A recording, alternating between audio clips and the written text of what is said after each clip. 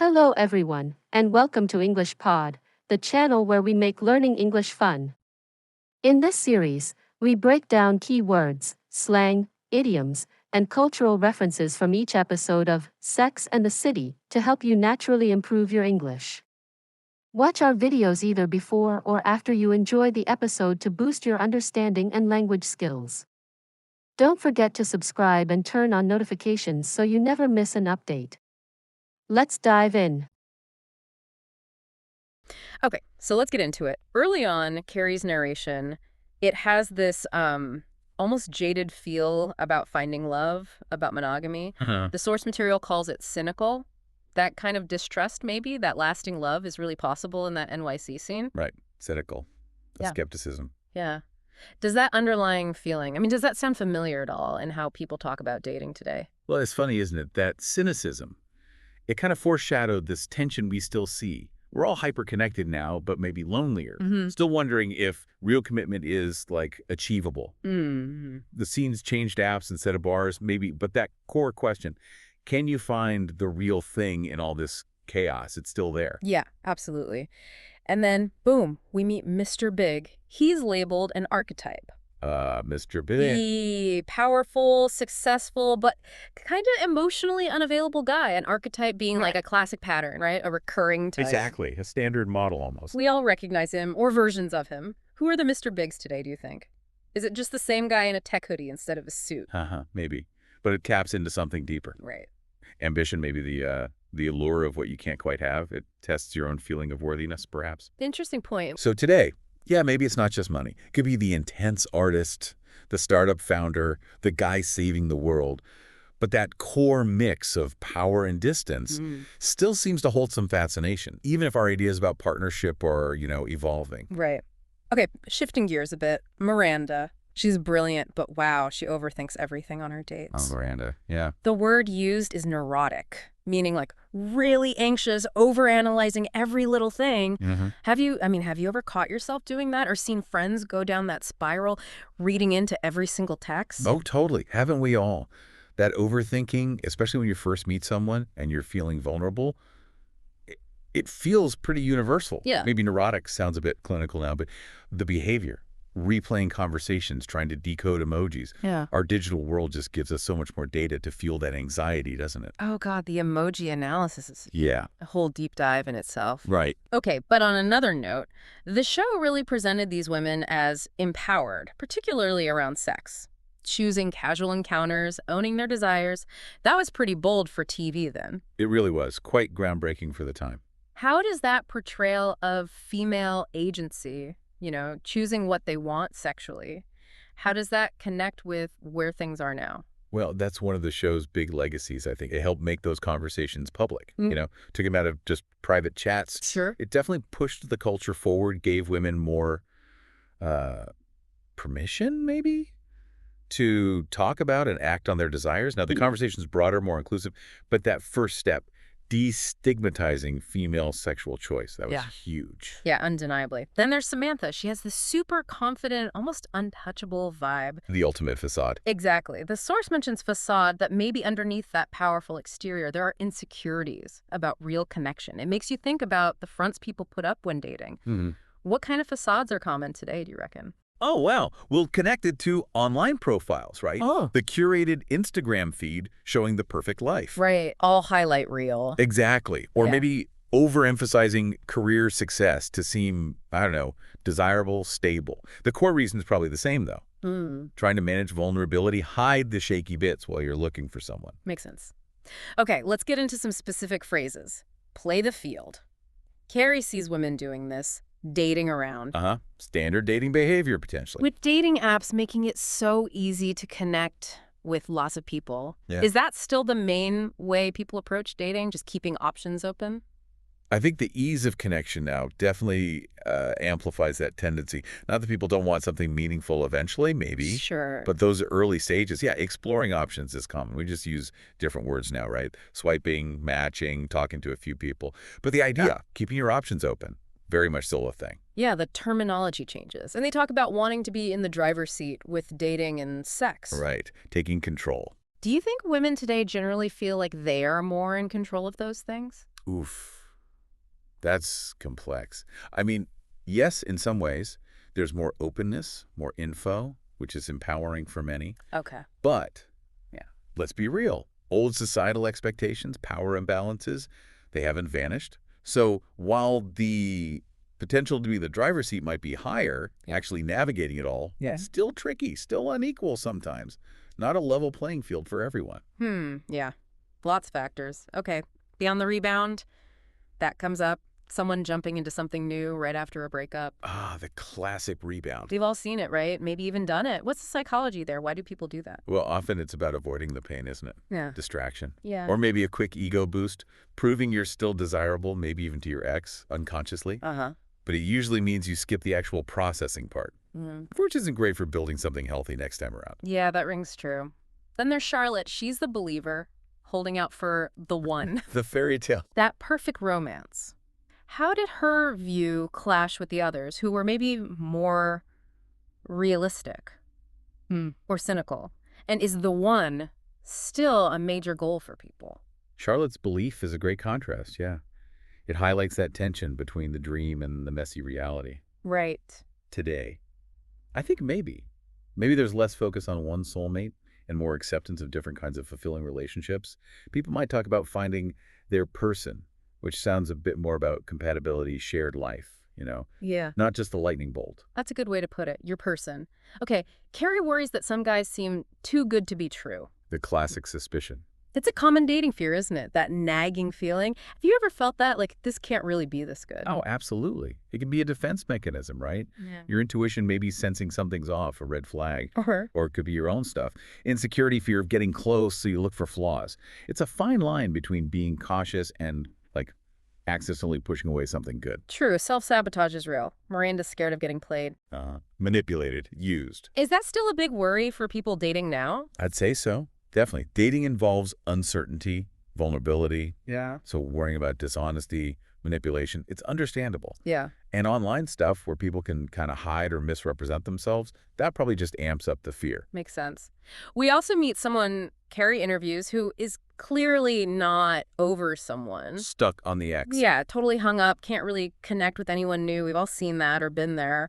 Why is it sometimes so hard to just move on? Oh, it's a mix of things. Lingering feelings, obviously love, loss, maybe anger, idealizing the past relationship, loneliness, just the difficulty of breaking old habits and emotional ties. It takes work. It really does. Time, reflection, making a conscious effort to detach. Definitely a process. Okay, Samantha again. Her style is cut to the chase, Get right to it. especially physically. Do you think that kind of directness is more okay now? Or do people still mostly prefer the slow burn traditional courtship? I think we see more of a spectrum now. Mm-hmm. Some people really value that directness, honesty, no games, efficiency. Right. Others still prefer the gradual build-up, emotional connection first. It really just boils down to personality, what you're looking for, comfort levels. True. Different strokes. The episode criticizes game playing in dating back then. Those strategic moves. Do you see the kind of things still happening? Maybe the games just look different now? Oh, for sure. The specific games might change with tech, ghosting, breadcrumbing, waiting exactly X hours to text back. Yeah. But the underlying thing, trying to get an edge, control the situation, often because you feel insecure or scared of being vulnerable, that dynamic is definitely still around, leads to those indirect, sometimes hurtful tactics. Yeah, unfortunately. And lastly here, Carrie encourages women to put yourself out there, even though it's risky. The vulnerability piece. It's so central to dating, isn't it? Why is it so hard, but also so, necessary? Well, it's hard because putting yourself out there means you could get rejected, get hurt. Our instinct is to protect ourselves. Naturally. But it's crucial because, well, how else do you find connection? You have to be willing to be open, take that risk if you want intimacy, partnership. It's this constant balancing act, isn't it, between protecting yourself and reaching out. Such a tricky balance. Okay, let's shift to the cultural references that really place this episode in time. Park Avenue.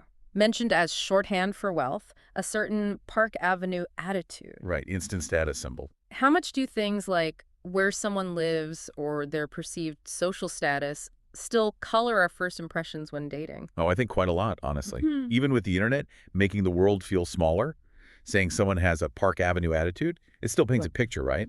Wealth, maybe privilege, maybe a bit standoffish. Yeah, stereotypes kick in. We try to judge people on who they are, but those little clues, zip codes, job titles, they often subconsciously shape how we see people, especially in a place like New York with such clear social layers. True.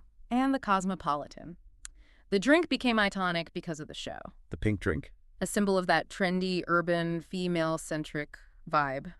Are there drinks or trends today that kind of do the same thing, define a certain scene or group? That's a fun comparison. Maybe not one single drink like the Cosmo, but you could argue things like, I don't know, craft beer, natural wine. Or oat milk lattes. Maybe. Or even certain wellness trends or specific fashion labels. Things that signal you're part of a certain tribe share certain values or aspirations. Gotcha. Carrie works around fashion, so Vogue gets mentioned as the ultimate authority. The fashion Bible. What media, or maybe even people, hold that kind of cultural weight now? What signals you've made it? It feels so much more fragmented now, doesn't it? Yeah. Vogue still matters in fashion, sure. But influence is spread out in niche websites, huge Instagram followings, viral TED Talks, getting praise from specific industry gurus. Right, it's not just one thing. Yeah, the markers of success and aspiration are way more diverse. Depends on the field. Makes sense. Miranda dates a Wall Street guy. Another instant stereotype trigger. Yep, finance bro vibes. What professional stereotypes still seem really strong in dating today? Oh, plenty. Finance guys might be seen as ambitious, maybe ruthless, money-focused. Okay. Artists might be seen as passionate, but maybe flaky or broke. Tech people is smart, but maybe awkward. They're just stereotypes, often wrong. But they definitely still shape first impressions about lifestyle, values, all that. Yeah, they persist. Mr. Big, even though he's fictional, the name Mr. Big entered the dating language. Became a shorthand. Are there other archetypes like that from pop culture that people use to describe partners or dating situations? Well, yeah, like the nice guy seems sweet, but maybe is resentful underneath. Or the manic pixie dream girl trope, the quirky girl who exists just to, like, shake up the guy's life. These recurring figures pop up because they tap into common stories or anxieties about dating, even if they're often pretty limited or problematic. Right, tropes. Carrie mentions the New York Times when talking about dating trends. It gives the topic weight, legitimacy. Makes it serious sociology. Where do people go now to understand relationship trends? What sources feel authoritative? It's all over the place now. Big papers like the Times still count for some, but also online magazines, podcasts focusing only on relationships, influencers giving advice on TikTok, even like easy-to-read summaries of actual psych studies. Yeah, way more sources. Much more democratic, or maybe just noisier. Maybe both.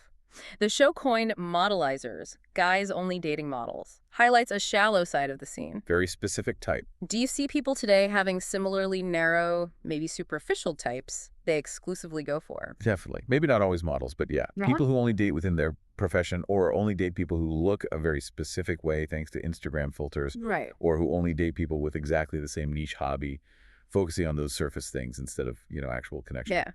The Hamptons gets a mention, the fancy escape for rich New Yorkers. The summer status spot.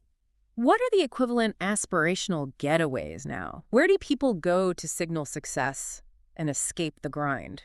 Hamptons are still the Hamptons, for sure. But maybe places like the Hudson Valley for that kind of rustic chic vibe, or certain trendy international spots that blow up on social media. The specific place might change, but the idea of an exclusive aspirational escape, that's constant. True. They famously make fun of the rules, that dating book telling women to play hard to get. Oh, the rules. Yes. What outdated or just plain bad dating advice have you come across recently? Seems like there's always some floating around. Oh God, where to start? Still hear things like, wait 3 days to text back, or pretending you're not interested to seem cooler. Or really rigid ideas about who should pay, who should initiate based on old gender roles. So much of it is based on manipulation, not actual communication. Right, to be normal. If only it were that simple. True. Last one. Charlotte mentions European men versus American men. A preference based on stereotypes. It's a cultural comparison. What kind of dating stereotypes based on culture or nationality do you still hear? They definitely still circulate, even if they're huge generalizations. Yeah. Ideas that guys from X country are more romantic, or women from Y country are more direct, or people from Z culture are more family-focused. We hear them, even though individuals are always going to vary wildly. Right. So wrapping this up, looking back at just this one episode, it's kind of amazing how it works like a time capsule. It really does, linguistically and culturally. It shows you what felt timeless about dating, the anxieties, the hoax, but also what was so specific to late 90s New York. The language, the references, they really highlight what's changed and what hasn't. Yeah, and it underlines how language works, doesn't it? Those words, those cultural nods, they weren't just background noise. They were the code people used to understand each other, to navigate relationships, to signal belonging. Language reflects culture, but it shapes it too. Absolutely.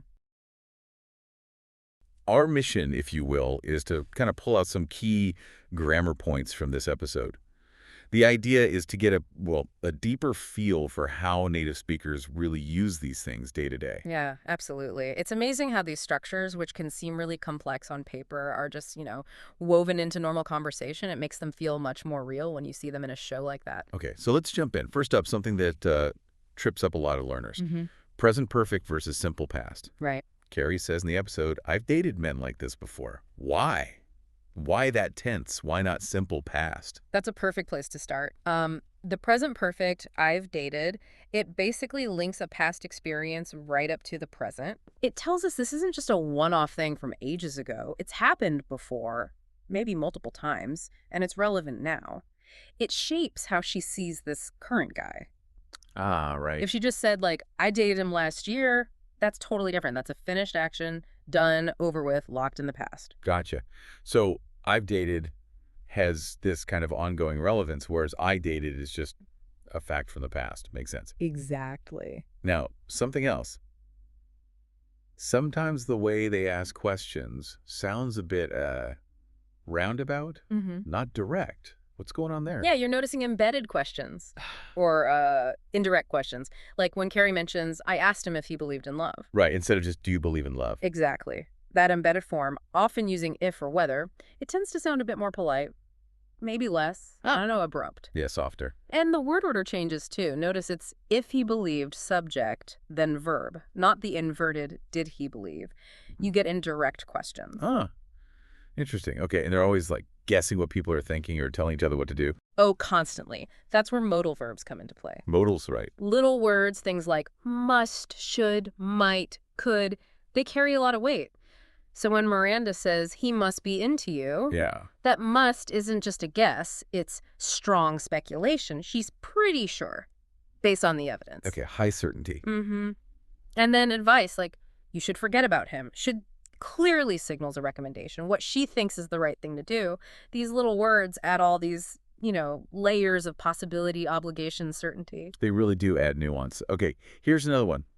Sometimes it feels like they're focusing more on what's happening to someone rather than who's doing it. Yes, that's the passive voice. Good catch. Like that line, women are being treated like men used to be. Exactly. The focus there is on the treatment, the shift in how women are being perceived or handled. Who exactly is doing the treating? Well, it's society, men, the general situation. It's less important than the change itself. So you use it when the doer isn't the main point. Right. Or if the doer is unknown or just obvious from context, it lets you shift the emphasis onto the action or the person receiving the action. Okay, spotlight shift. Yeah. Got it. Now, what about all the what-if scenarios? They seem to imagine alternatives quite a bit. Ah, yes. Conditionals. Often you'll hear the second conditional for these hypothetical, maybe unreal situations. Okay. If Carrie says something like, if he were really into you, he would have called. She's talking about something that she believes isn't true. He isn't really into her, in her opinion, and the expected result in that imaginary scenario. Okay, so that's structure. Yeah, it's typically if plus past simple, and notice the word there, we'll come back to that, then would have plus the past participle, like called. The what-if structure. And you mentioned were. Sometimes you hear if I were or if he were, even though normally it's I was or he was. What's that? That's the subjunctive mood. You're spotting some advanced stuff here. Trying. The subjunctive, especially using were for I, he, shite, pops up in these more formal or clearly hypothetical counterfactual situations. If I were a guy, strongly signals this is an unreal imaginary condition. So it's a bit more formal than just saying if I was a guy. Generally, yes. A bit more grammatically traditional, maybe. It really underlines the hypothetical nature of it. Interesting. Okay, last thing. Just listening, a lot of what they say isn't. Well, it's not perfectly formed sentences like you'd write down. Oh, absolutely not. Spoken language is full of shortcuts for efficiency. You get ellipsis, leaving words out, and contractions all the time. Examples. Sure. Someone might say, don't know why I even bother. The I is just dropped. That's ellipsis. Yes. And contractions are everywhere. Could have told me instead could have told me, or it's don't, can't. It just makes speech flow faster and sound more natural. Understanding those is crucial for just following along. Yeah, it definitely helps with listening comprehension. Yeah. So, okay, from present perfect showing relevance to indirect questions, modals for guessing, passive voice, conditional, subjunctive, even just missing words and contractions. It's amazing how much complex grammar is just naturally packed into one TV episode. It really shows grammar isn't just dry rules, is it? It's how we actually connect and make meaning. Totally. Here's a synopsis of Sex and the City, Season 1, Episode 1, Sex and the City. The series kicks off in New York City with Carrie Bradshaw, a witty and stylish columnist, introducing the central theme of the show, modern dating and relationships in the city. She poses the provocative question, can women have sex like men? Carrie and her close-knit group of friends, Charlotte, a romantic, Miranda, a cynical lawyer, and Samantha, a confident, sexually liberated PR executive, discuss the dynamics of sex, love, and gender roles in modern relationships. Each woman represents a different perspective on dating.